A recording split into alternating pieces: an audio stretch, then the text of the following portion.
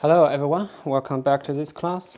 And regarding the situation, today at the time I'm recording this class, the confirmed case of coronavirus should have exist 100,000 in the United States, and then some friends even from other part of the world is asking me like what's going on. And then to be honest, this is well anticipated, so I'm not surprised at all. And then at the time you guys are watching this video, I would be surprised if the number is not 200,000. The number itself doesn't represent anything, okay, to be honest with you, on an individual level, because you have to be in contact with with one person that carrying the virus to be infected. For example, if you're really doing social distancing, like I haven't stepped one step out of my house for the past 2 weeks, so I don't have any reason to worry about myself. The same apply to all of you guys here, and try not to go to the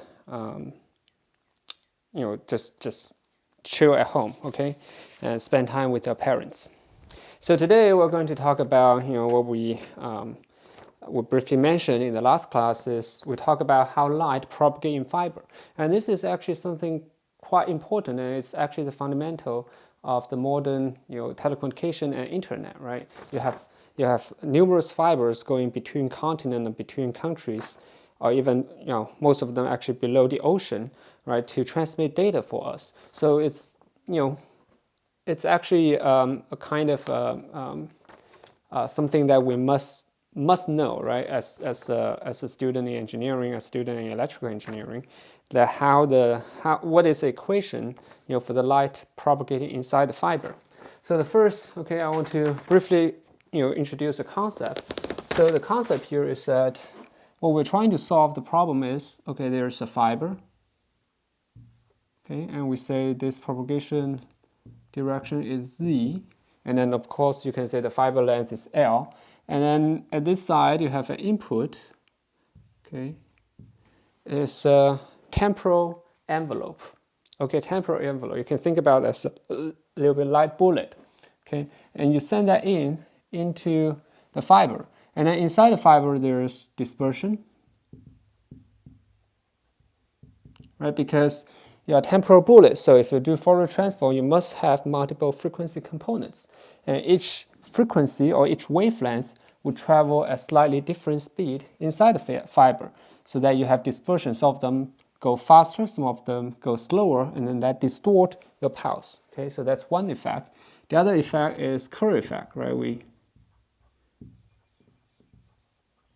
briefly, we actually discussed this quite in detail. It's like whenever your pulse is in here, it actually changes the local refraction index because of the Curry effect.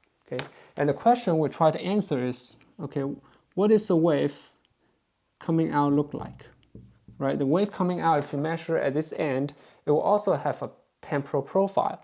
Does it keep the pulse shape, or is it totally distort, or does it have a weird shape? And this is kind of like the very fundamental questions that people have to solve when they try to send data in the fiber. And also this is actually discussed a lot in the 1980s, because later today we'll talk about this, because there is a special solution in optical fiber. It's called temporal soliton. Is that when you send a pulse inside the fiber, if the power and the pulse width is at the perfect spot, then this pulse will not spread out. It will not disperse. It will travel and hold its shape and travel exactly like this. And in the 1980s, people have discussed the possibility of using the temporal soliton as a telecommunication signal. For example, you can divide your time into several sections, and if you have a pulse, you can say it's 1. If you don't, then 0, 0, 1, 1, right? And then you can use this to communicate with the data. And then Japan invests heavily into this, and then some company also in the U.S. But then this was later kind of overtaken by the WDM, the wavelength division multiplexing technique, simply because that one is much easier.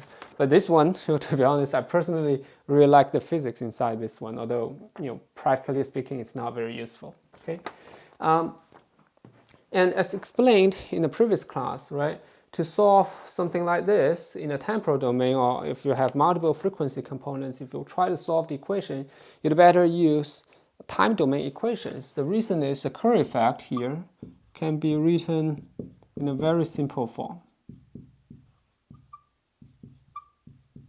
Right, can be written in a very simple form, so you don't have to carry a lot of nonlinear terms in your equation. But we have never talked about any equations in time domain. Okay, in our nonlinear optics class, if you try to, well, if I can remind everyone here is that previously our equation is this, Kj, and this equation is actually a frequency domain equation, as you can see clearly. The reason is that, right, we're calculating the amplitude of the light at a certain frequency, right, and then equal to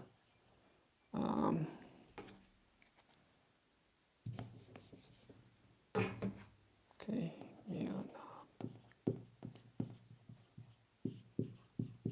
Right, we're calculating the amplitude of the light at each frequency, right? So this is actually a calculation in frequency domain. So, but what we need here, okay, because we try to understand what happened in the temporal domain, and also because it's easier to solve in time domain. So what we need to do is that we need to figure out the equation of the fiber in time domain. And as you can imagine, okay, since we know very well of what the frequency domain looks like, so the technique, okay, or the roadmap for this calculation is to first write down a simple equation in frequency domain and then do a Fourier transform and transfer that into time domain. Okay, and eventually the equation would be very simple, but the process of getting there is very mathematically intense. And we have a notes of 17 page, okay, and you should be able to download it from the Colab. So today I'm going to skip most of those because, like, if you are really interested, you can look into this by yourself. But I just want to make sure that the key components are well understood, and then you can kind of understand where the equation comes from. So to begin with, I want to start with the very basic equations we're going to use for this problem, and as in any EM wave class or any class related to light or RF field, we always go back to the Maxwell equation. So here, what we can say is that the Maxwell equation, for this, right, the changing magnetic field, induce electrical field, and here we use omega here as a subnode to kind of indicate that this is in the frequency domain. This is a single frequency components. Although, of course, you can use Fourier transform to show that it actually works for your multiple frequency components. And then the next one we use is the reverse of this, right? By changing, we drop all the vector here. Changing magnetic field come from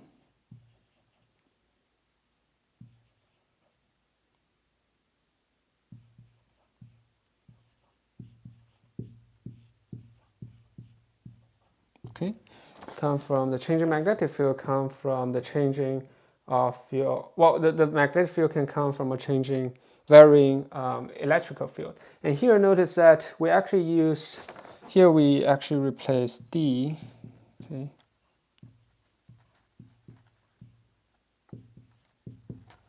D of this. And then from here, it actually goes up to two critical assumptions we're going to use, or two critical ideas we're going to use to derive the equation for this. Okay, the first idea is that this is equations in frequency domain, right? So to make it into temporal domain, the thing that the mathematical tool we're going to use is Fourier transform.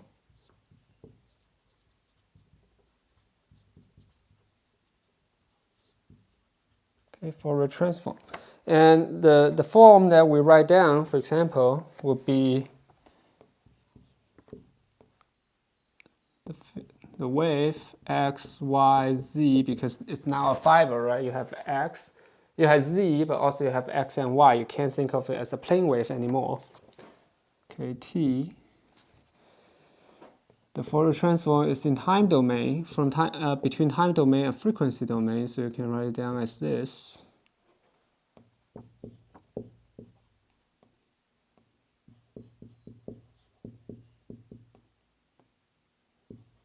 Right, it's the electrical field amplitude at frequency omega, and then integral of this. Okay, so this is the Fourier transform. And what do we mean by E capital omega? E capital omega here is E omega is actually equal to, by definition, okay, equal to the amplitude and also the frequency. Okay, amplitude and the frequency. And you might wonder, okay, why here we don't need to add the conjugate? The reason is that, okay, the integration comes from minus infinity to plus infinity. So we're going, all the way from positive frequency to negative frequency, or negative frequency to positive frequency. So that you're naturally adding the conjugate in there. Okay. So that's one thing, right? If you want to, so here, okay, if you want to make a Fourier transform into time domain, what you do is that you do integration over d omega. And then you can get the time domain.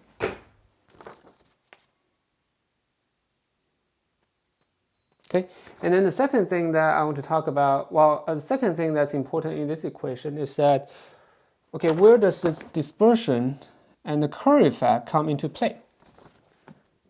Right? Because previously, okay, for the Curry effect, we say it's nonlinear, right? So we write down nonlinear polarization. But then, do we really have to do that? Do we really have to go that route? The answer is no, because we already get the refraction index, right? Refractive index because of a Curry effect. And epsilon r is actually refraction index squared. Right, so this one, okay, this term, this refraction index change caused by Curry effect, you can think of it as a perturbation, delta n, you can think of it as a perturbation, and then you can bring this in and just put it here, right? You took n equals n knob plus delta n, and then you think delta n much smaller than n knob, and then you do a perturbation. And then you don't have to go through all the Curry effect calculation anymore. You can simply put it here, and so that's how we integrate that's how we will integrate the Curry effect into this equation. And let's see, first one, the second one, Curry effect.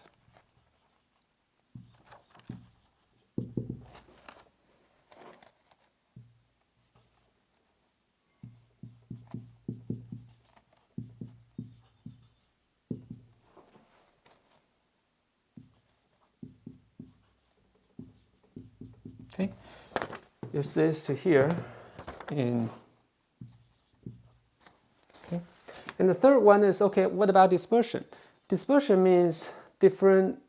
The light has different speed at different wavelengths, or you can iterate that with the light will have different refraction index at different wavelengths. So again, then what you can do is you can look at here, right? This one linked to refraction index. So the dispersion, is really related to n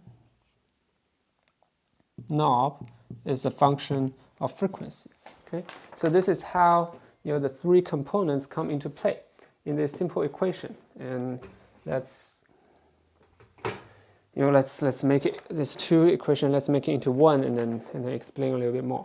So what we can do is that you can do a curve on this equation and then plug it in, and after some calculation, right, use partial curl E, okay, equals to, I'll make sure it's correct. Curl E, okay, by math and by simplification, previously we know this one is equal to this, right? And then on the right hand side, you have this 2, there's a minus sign coming up. It will be minus mu epsilon r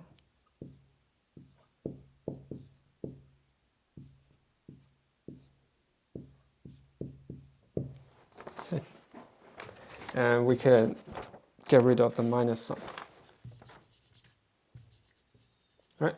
So this is the equation we're going to deal with, okay, when solving this fiber thing. Right. This one is the second derivative in space, right? So you have x, y, and z. Okay. And this side you have time, right? Derivative of time. And these are just components. Let's see. Okay, this equation. And so three things, right? The first one is that this is in frequency domain, right? If you want to convert in time domain, just use the Fourier transform of this entire equation. And the second one is that the curl effect will come in from here, epsilon r, okay, come in from here. Although the mathematical process is a little bit different, but the origin of that is coming from here. And the third one is the dispersion. Dispersion means that the refraction index change with wavelength, and that will also come in from this term, okay? And then we make one more modification, is that you can replace, you can substitute in this equation, right? From here to here, right? And then you can get rid of the frequency term here. Then this one will be on the left-hand side, it's the same. E, you can see x, y, z, we call it r, okay? So that's represent location equals to, when you do time derivative of this term, that the only thing you're coming out is minus omega squared, right? So minus mu knob epsilon r omega squared and E. Okay, this. If you look at this, this is actually eigenstate equation, right? Because on the left-hand side you have operator, on the right-hand side you have itself times a number, right? So if you you can think about the differential equation, its operation on something equals to a number multiplied, that variables, right? So this is a standard eigenmode equation, and then you can solve it, or you can literally actually look for solutions, okay, in this case, because this is a very popular or very common operator here. Now let's see how to use separation of variables, right? The standard method of solving a differential equation to kind of simplify this. And I will skip a lot of the details, but just to briefly show you, okay, what this equation would mean. Would lead to. Okay, so first thing that we want to simplify a little bit is that we see this term here. We really doesn't like it, and mu knob epsilon knob equals c, right? And then omega square c square is k square, right? It's the or we label as k knob as the wave vector in vacuum. Right, there's no refraction index. Then this equation becomes, let's put down here. Okay, it's simplified a little bit, right? It's plus k naught. square, right? A little bit simpler, a little bit simpler. And then the next thing we're going to do is that we're going to assume, okay, if you're using separation of variables, right, you have to assume, right, your solution will be separated into several parts. So this one, okay, here, apparently there will be a part that's associated with z, right, the propagation, and you can imagine that the solution for that is exponential ikz. Well, the k might not be this k, right, but there will be a k there. There will be an equivalent k there because it's a changing of the phase. And then also you can imagine there should be an amplitude term that the amplitude change with the propagation. So it's az, right? And then the other thing left would be on the cross section of the fiber xy direction. Okay, what that will give you should be the distribution of the fiber, the mode of the fiber, right? If you have a core here N1, and then you have a cladding here N2, and the question is where is your mode, right? And that will give you the xy position function will give you that. So we can assume this E, let's see, x, y, z, and then we can say frequency omega or frequency omega minus omega naught. It's the same thing, it's like a different notation, okay? Yep, here it actually means omega, but because you can think about it as we would do Taylor expansion around omega naught, which is the center frequency of this light in the future, okay? So equals to, by definition, separation of variable f xy, right? F xy is the distribution of this, the mode distribution, xy. And then you will have a term that is a, okay, is the amplitude of this thing, how it changes when it's propagating. And then, of course, this one is frequency dependent. Okay, and then finally we will have a propagation term. Right, propagation term. Here we, just to avoid confusion, we don't use k here. We use beta naught. Okay, and okay, you might wonder, well, is it really beta naught, right? What is beta naught, and are you sure it's the same for all different frequencies? The thing is that you don't have to worry about it, because if it's not, then because a is a function of z. Right, so when you solve this equation, if there's additional term for this phase, it will show up in the A. Okay, and then you can see that solution. Okay, and here, okay, if we use this separation of variable, plug in here, and then we have delta square. By definition is second derivative on 3 different axes. Right, so apply to this one, and I will skip. I will just write down the form here. Okay, this is the This is the x and y cross section part.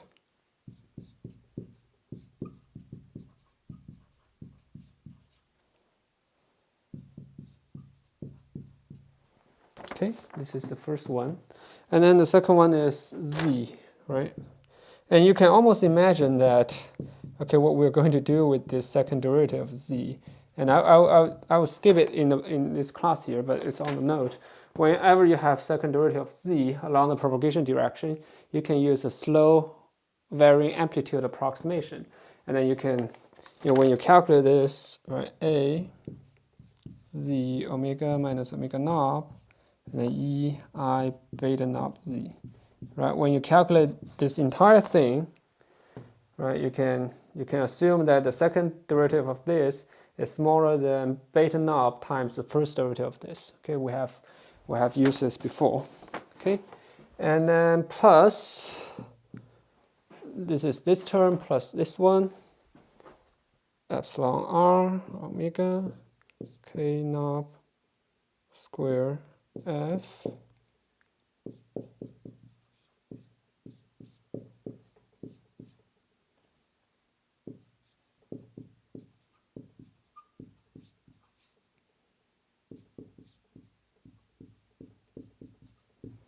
Okay, so we have this, and then this is a non-math class, but so I'll skip a lot of steps here. What you would do is you would divide this entire equation by f, a, and e, right? And then what you will get is by dividing this entire equation, let's say, equation divided down by e. Okay, what you will get is, and then use the slow variant approximation, and you will get, okay,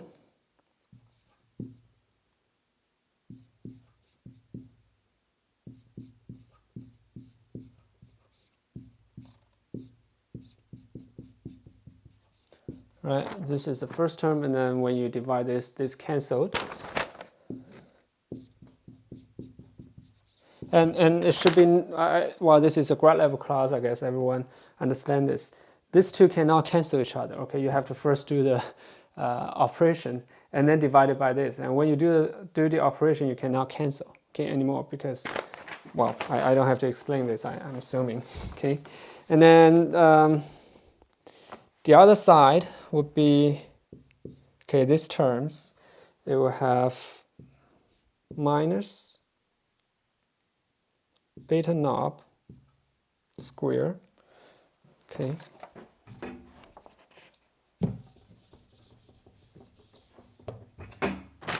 minus beta knob square. This comes down from the second derivative of epsilon of exponential I beta knob z, okay, plus epsilon r k, sorry, epsilon omega k knob square. This is coming from here, this term, okay, and then finally you have this one, the v2 I beta knob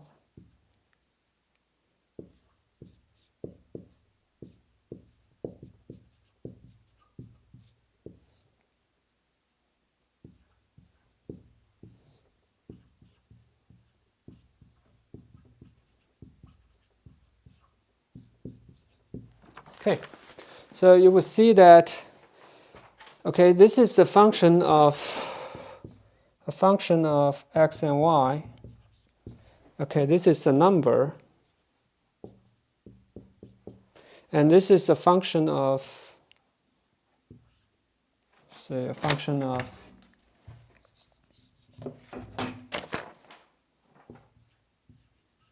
right, z, and we're solving at a certain omega, so you can drop out the omega here. So you can say it's a g, a function of z. Right, so you have a function of x and y plus a number plus a function of z, and they have to always equal to 0. And you can imagine that the only possible solution for this is that this function of x, y and this function of z is also a number, are both a number. Otherwise, if they are not number, then when they are balanced and then you change a little bit of x, right, and then you can fix the z, and then you see that the equation itself is violated. So what we'll have is that this is a number, you can say a number a, and then this is a number, you can say number b. And notice that this a and b number, one of them is a free parameter, right? If you set this to a, then you actually fixed b, because a plus this term plus b equals 0, right? You have to satisfy this equation. So there's a free parameter here. We can say a is free, and then we can choose anything we want, okay? And let's come back, we'll come back at this, and then, and you can imagine that then we can simplify the equation, this long equation, into two equations. Is that this one equals to a number, and that one also equal to a number, and all these three numbers, when they sum together, is 0. Now let's put this one long equation into two sub-equations, right? This one equal to a number, that one equal to a number, and a is actually a free parameter that you can choose. Okay, so the first equation would be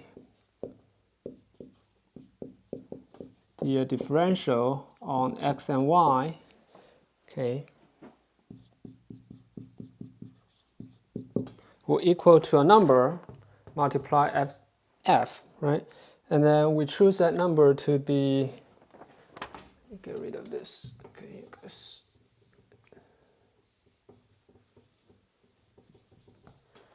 We choose that number, interestingly, okay, to this. So first of all, we choose a square, right? The reason we choose square is that it's, second derivative, right? Second derivative sometimes come out, the coefficient come out in the front is square. Okay, choosing a number makes perfect sense. But here, because someone have already solved for us, that we can actually bring one of this coefficient into here. Okay, so here what we do is that this one equal to minus epsilon r omega k naught square. Okay. Okay. You can wonder. You might wonder. Okay, why can you do that? Why are you putting a parameter, a number here, inserted into here? The idea is that this beta square, this one is actually a free parameter, right? So when you solve the equation, if this term is irrelevant, then what will happen is that this beta square will contain a term that cancels this, right? Because this is unknown, this is free, right? So when you solve it, you get the beta. So we don't have to worry about it. You can either put this in here, or you can put beta naught square into here. It's the same idea, and then you get exactly the same solution. Okay. So if you put this into here and you put beta square, then this one will have beta square and this beta naught term. So if we have that in mind, then it would be, the second equation would be 2I beta naught partial A, okay, partial A partial Z plus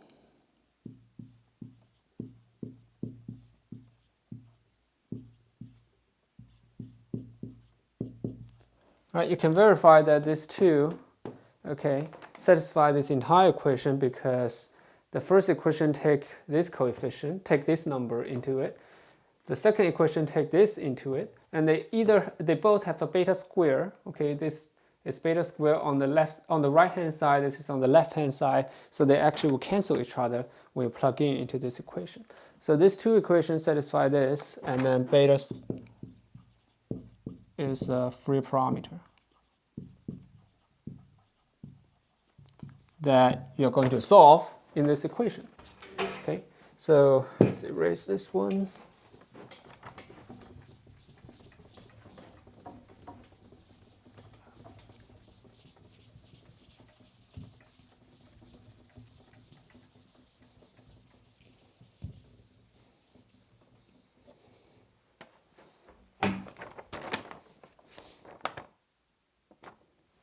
I don't know why, but I start to think about the, sometimes, when I'm doing this quarantine, I'm also thinking like what business will benefit from this and what business will be killed by this. And one thing come in mind is the online dating app. And that one I'm not really sure. It's like, on one hand, yeah, you can meet people online, but on the other hand, no, maybe people still want to meet each other. Okay. Anyway, let's come back to this. And you can tell I'm actually bored because I'm again talking to no one in my basement. Okay, so let's first take a look at what beta is. Right, beta is a free parameter, but it has a unit, or it has a dimension of k. Right, so beta here is like your wave vector. Okay, but if you solve this equation, right, you solve the first equation using boundary condition, then what you will get is, a solution form and probably get the beta, right? That's usually what happened. The allowed value of beta, that's usually what happened when you're solving differential equations. And when you solve beta, then, it's very clear that the beta would be a function of omega. Right, beta would be a function of omega. Then the beta is you can think about it as a modified wave vector. Okay, modified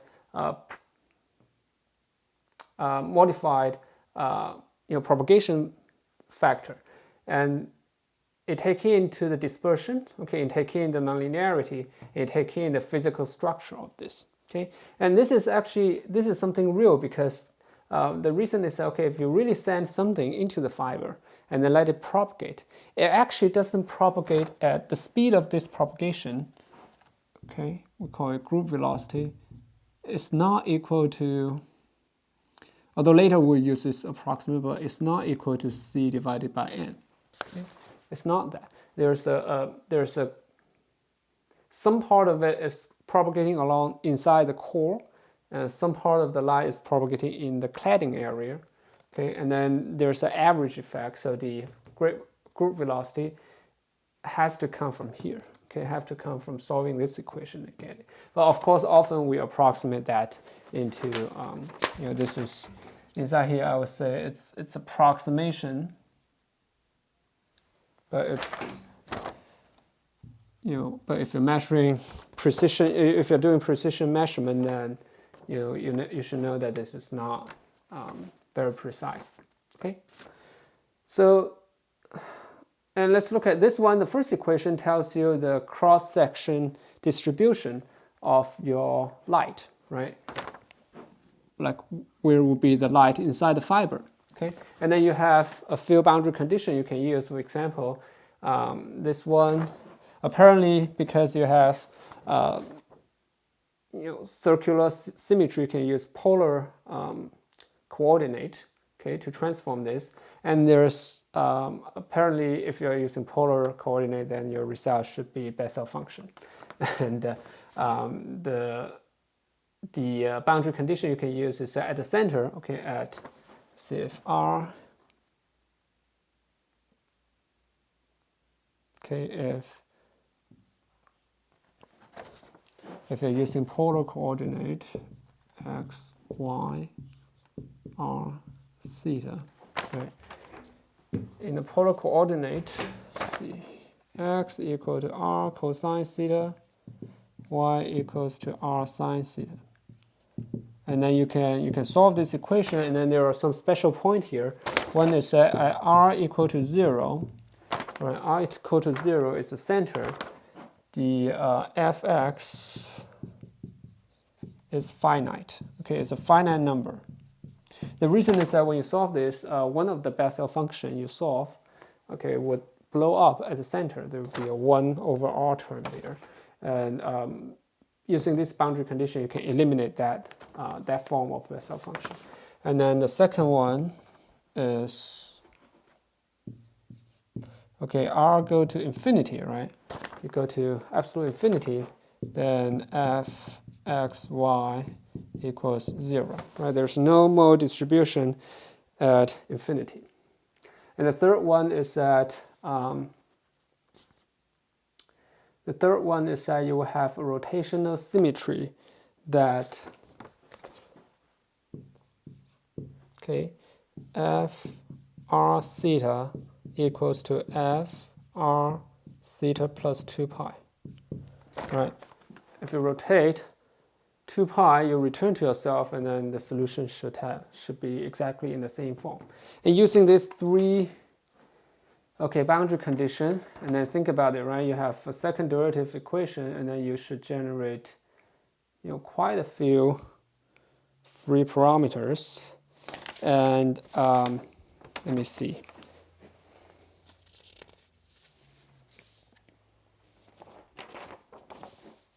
Okay, and you can actually look online. This is actually you can look online. I think in Wikipedia it will give you the solution form here, and it's a Bessel function. And you use these three boundary conditions to Q out this, and then you get beta.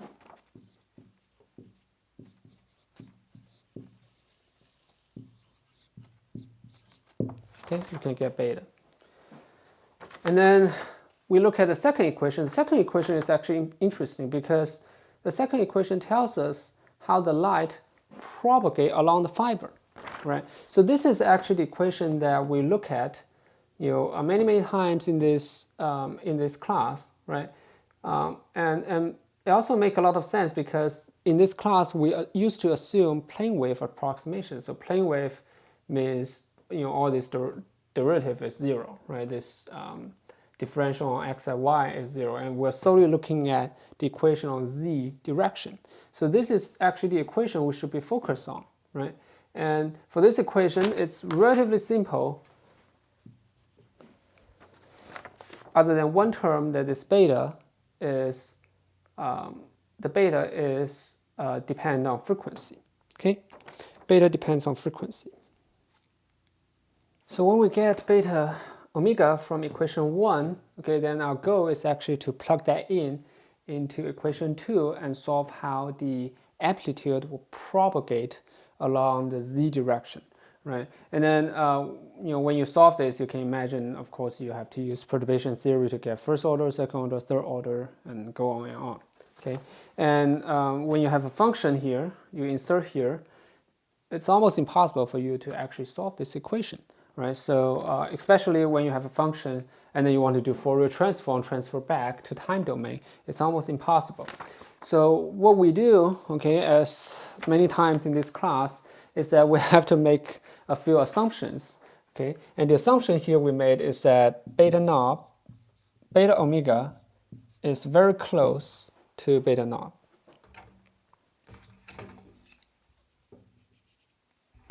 It's very close to beta naught. Okay, so the idea is that beta omega, the propagation constant solving from here, coming from here, has the effect of the spatial confinement of the fiber, has the effect of dispersion, and also has the effect of Kerr effect. And we're assuming all of those are relatively small, and then it's almost the same as the original, okay, wave vector. Then what you can do is that you can have beta squared minus beta naught equals to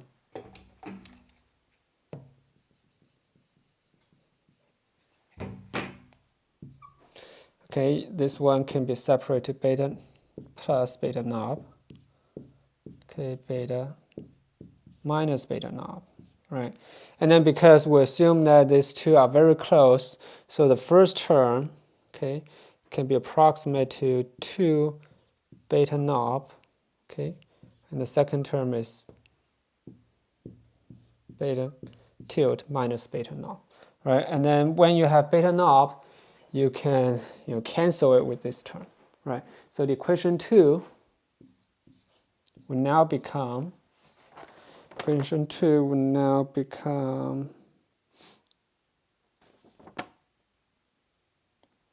okay, partial A, partial Z, right? Move the I to the other side, and then there's a 2, cancel with the 2 here, beta naught cancel with beta naught, and then you're at I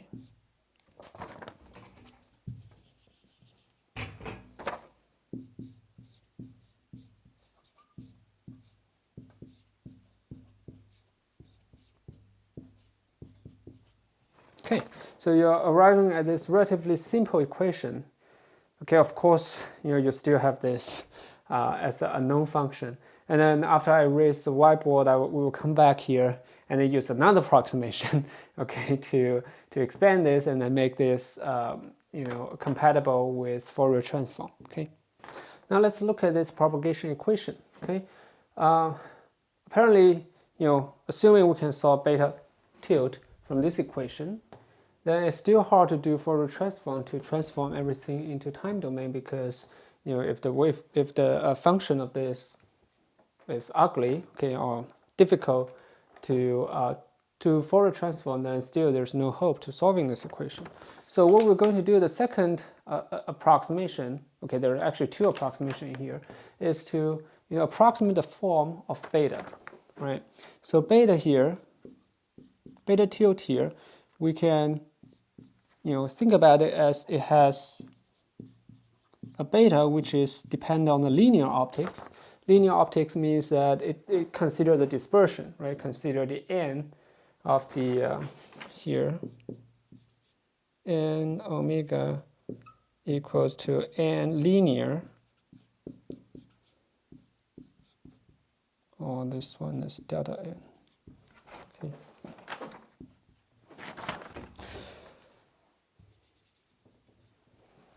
So assume that there's one that corresponding to the linear dispersion, that the refraction index depends on your wavelength. That's linear term. And then plus a nonlinear term, which we label as delta beta. And here we further make the assumption that because the nonlinear term we think is very small, okay, we assume that it's not frequency dependent. Okay, this is the assumption we made here. And later you can justify that. Well, we won't justify that, but you can find justification in nonlinear optics books. Okay, and for the linear part, you can kind of solve it by omitting the nonlinear part and use this as beta instead of beta tilde, and you will get the linear part. Okay, so the linear part you can do Taylor expansion, and it will actually be beta knob plus. Just make sure it's correct. Partial beta, partial omega, delta omega, plus 1/2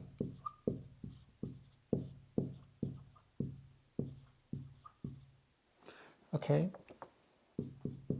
And here we have defined omega equals omega knob plus delta omega. So we're doing a Taylor expansion around the frequency center omega knob. Okay, you can always do that. And it's a little bit ugly to keep all of this all the time. And of course, there's a nonlinear term delta beta. Okay, so then what you can do is that you can have beta knob plus, by definition, okay, we say beta 1. Beta 1 is the differential of the first term, first order differential, delta omega, plus beta 2, delta omega squared. Okay, delta omega squared. And then plus delta beta. We only keep the first 3 terms here, right? And then you plug that in back in here, okay, which of course you can do. Then this gives you beta knob cancel with beta knob. Makes sense.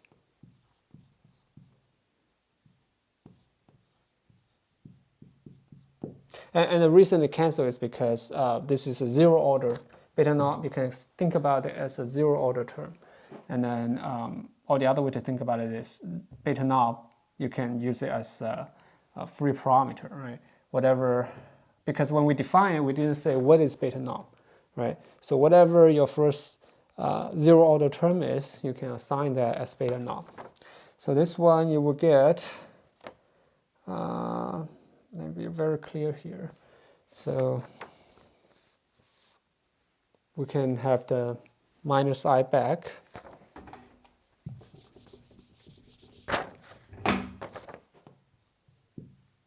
Okay.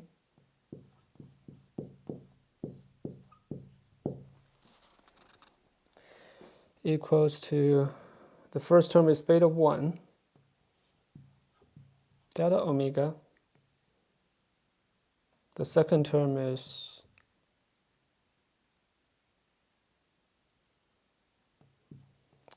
beta 2, delta omega squared. Okay, and this is A plus delta beta A. Okay, so we kind of have to know what is delta beta. And this one we can do some approximation here. So delta beta, okay, by intuition is, beta is k, right? So is delta n times k knob equals to delta.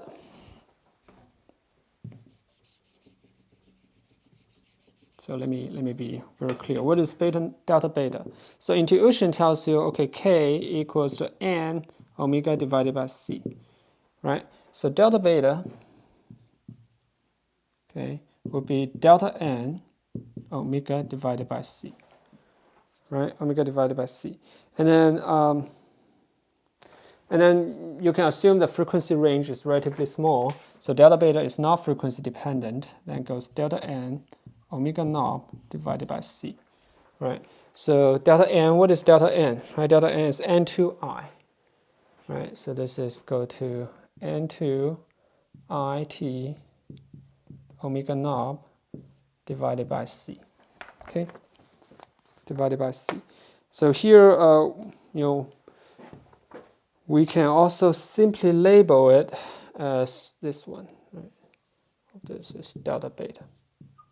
Right. So then now the equation is now very clear. Okay. So you have a propagation term in the beginning, and then you have your dispersion here.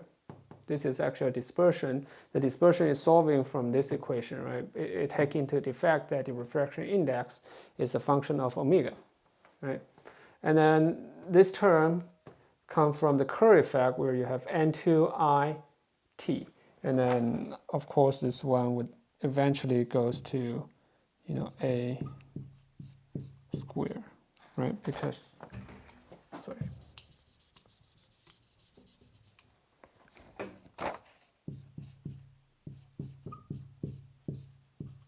Right, because this is I, right? I is proportional to the frequency, to the amplitude square of your intensity, right?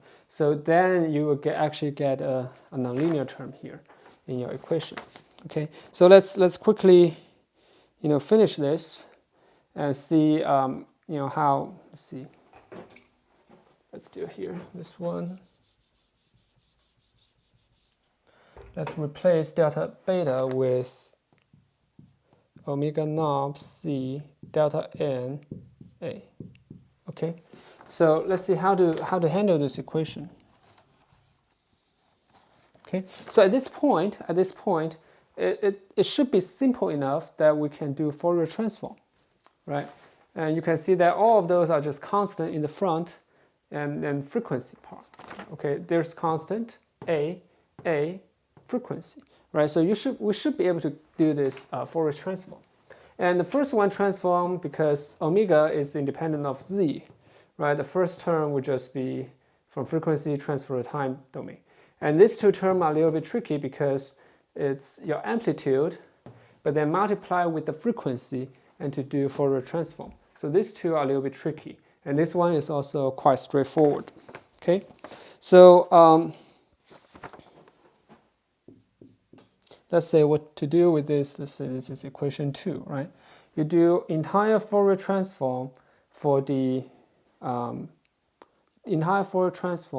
for this equation. So the Fourier transform is whatever term you have, right, times e to the minus I omega t d omega, right? Integration of omega then gives you the function of t. And of course, you want to make it compatible with your definition here. So you can make, this one, you can make the omega knob at the beginning, right? And then this will be term, whatever term you have, times e to the minus I omega knob t d omega knob, right? This is delta omega.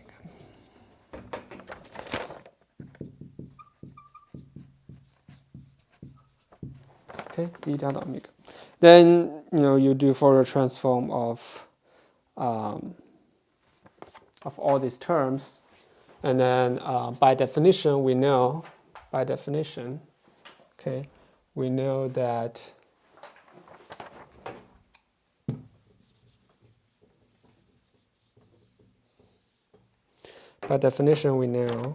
A zt,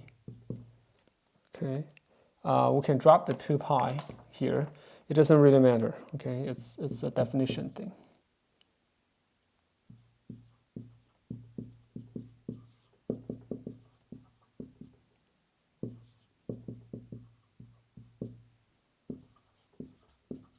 Right, if you do Fourier transform of A amplitude, it will give you the amplitude in time. Okay, so the first term very clear. The first term will go to. Let me erase the board and come back, and then just do this calculation thoroughly. Now let's see how to do Fourier transform on this equation. So first term is very simple. We already explained. The first term just go to A directly, okay, the time domain A and then differential by Z. And the problem is actually these two terms, right? Because when you do Fourier transform, you see that it's integration of delta omega, and you actually have delta omega here, right? Delta omega here. So let's write that down. The Fourier transform of delta omega A, delta omega Z, d delta omega equals to 1, right? And then the same apply to this.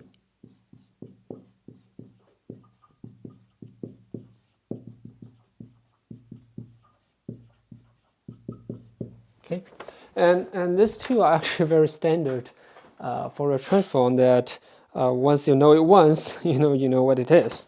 Okay, and the idea here is that if you have a function, okay, if you have a function f of x, sorry, f of t, okay, and then you know that its Fourier transform is f tilde omega e to the minus I omega t d omega. Right, this is the definition of Fourier transform. Then what will happen is that, okay, if you do a frequency derivative, sorry, time derivative of this term, right, you do a time derivative of this, you see that, okay, when you do derivative, the first one is a frequency term, it doesn't do anything. The only thing that will change is this term, right? There's this term will, derivative of t exponential, this coefficient will come down. Okay, so this one is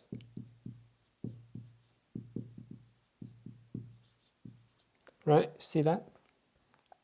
Okay. Sorry. Minus I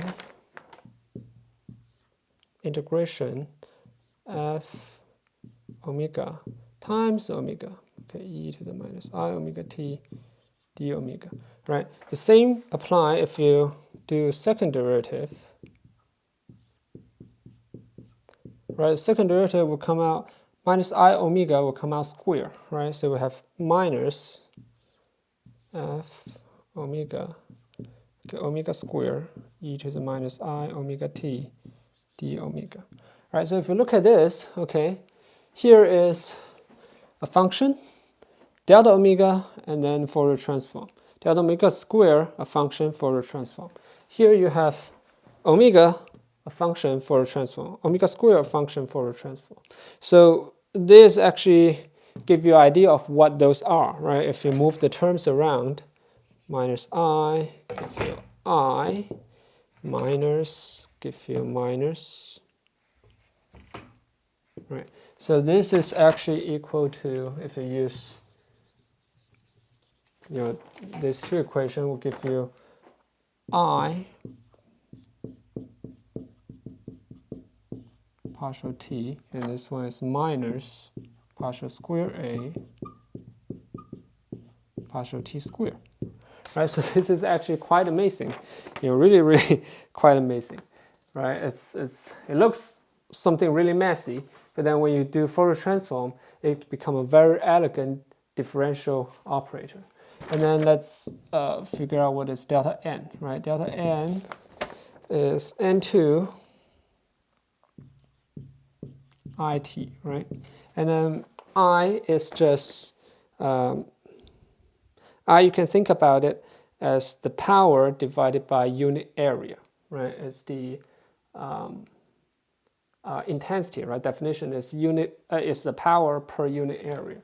So you can goes to n2, okay, a t square, which gives you approximate the power, and s EFF. SEFF is the approximate is the effective area of your mode inside the fiber, right? So it's your power divided by your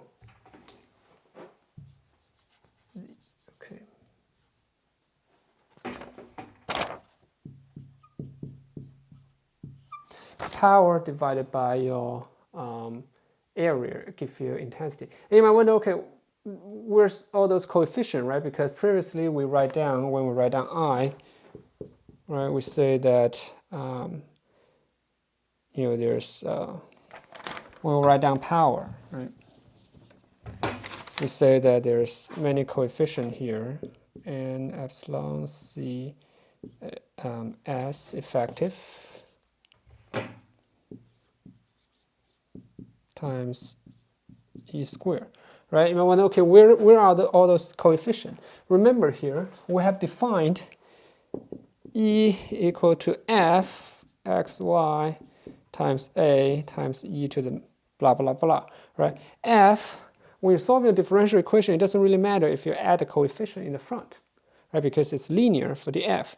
So here, by definition, what we can do is that we can throw all these coefficients to f, and then we define that a, t, z give you the power.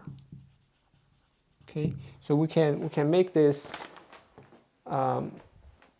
It's not really a definition, but we call this it's a normalization, right? You put this coefficient to one term so that the other term represents power. Okay, so if you plug this into here, then finally we get our equation, okay, which is quite elegant. That is partial a zt partial t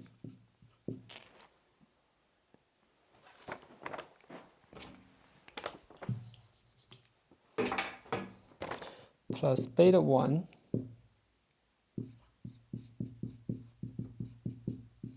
partial t. This one is partial z.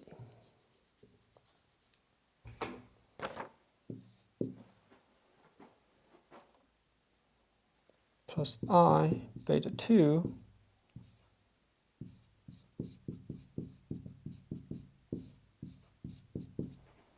okay, equal to I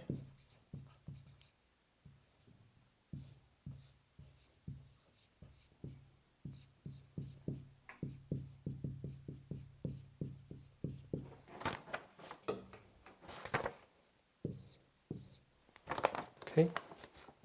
And often people define this as effective nonlinear coefficient.